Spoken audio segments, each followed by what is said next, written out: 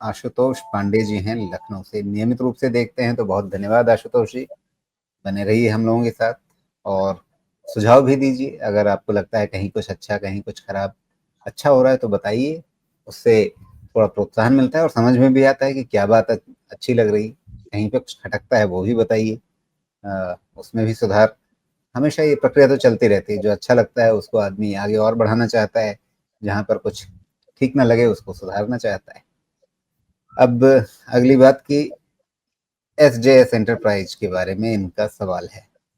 730 के भाव पे इन्होंने खरीदा है और पूछ रहे हैं विश्लेषण इस पे बताइए क्या है। तो जब आप आशुतोष जी नियमित रूप से देखते हैं तो आपको खुद ही समझ में आ रहा होगा कि इसमें एक बात छूटी हुई है।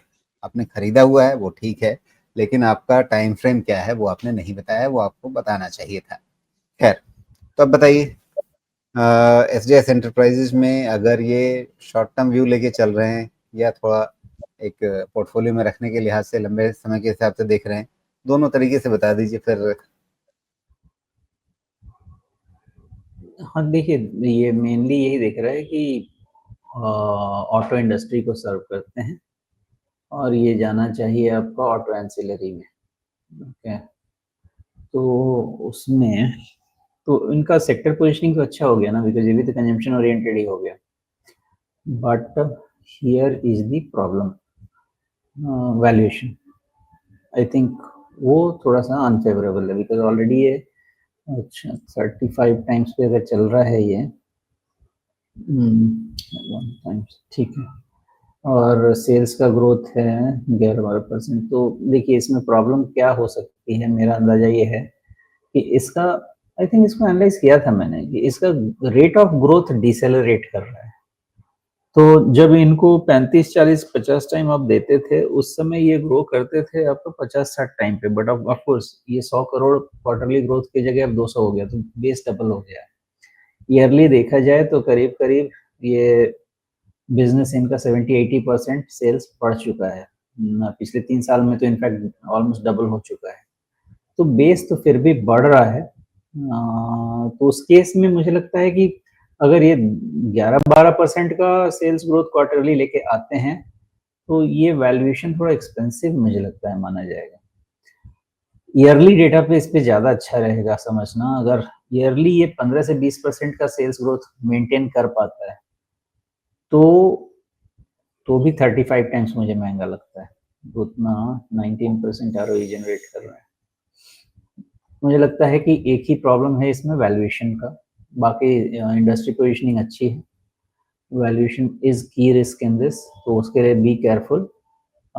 तो उस केस में क्या हो सकता है, उस केस में ये हो सकता है कि आपको या तो रिटर्न मॉडरेट हो जाए या आपका रिस्क ज़्यादा बिल्ड हो जाएगा इसमें। अब करेंट डेटा देख लेते हैं, जो ये बता रहा है, यही बता रहा है कि अभी क्लोज आपको दिया इसने 1422 पे।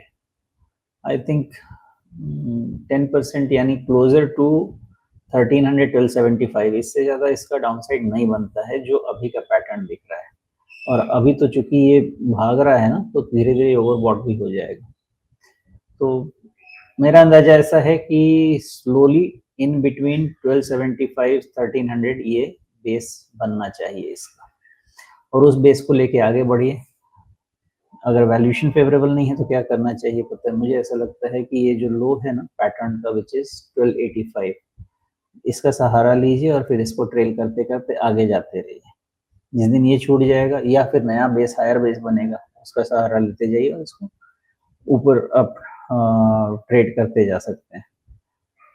पोर्टफोलियो में अगर लंबा रखना है तो मुझे थोड़ा सा डाउट रहेगा, बिकॉज वैल्यूएशन उतने सपोर्टिव नहीं रहेंगे।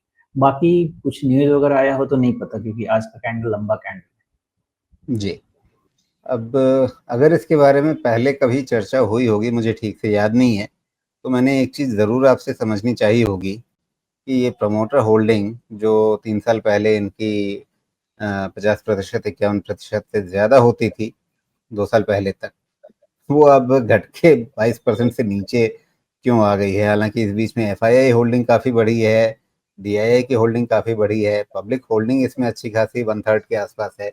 हो सकता है प्रमोटर्स का कुछ हिस्सा जो है वो पब्लिक होल्डिंग के रूप में बैठा हुआ हो। अ, पता नहीं ये स्ट्रक्चर, मतलब पहली नज़र में मुझे कहता है कि नहीं, थोड़ा-सा और करीब से जाके इसको देखो कि इसमें चल क्या रहा है। क्या ये एक प्रोफ़ेशनली मैनेज्ड कंपनी बनने की तरफ जा रही है? 4000 करोड़ की कंपनी में इस तरह से चीज़ें कम देखने को मिलती हैं। अ, कि भई एकदम प्रोफ़ेशनल मैनेजमेंट जो अ, मतलब इन्वेस्टर्स अलग हैं, कंपनी चलाने के लिए प्रोफ़ेशनल मैनेजमेंट उन्होंने अलग रख दिया है। तो थोड़ा-सा इसमें गहराई से देखने की ज़रूरत है। अच्छी बात यही लग रही है मुझे, इनकी वेबसाइट पे इन्वेस्टर सेक्शन में इनका अर्निंग कॉल ट्रांसक्रिप्ट पड़ा हुआ है, सालाना जो इनका फाइनेंशियल्स है उसके साथ में।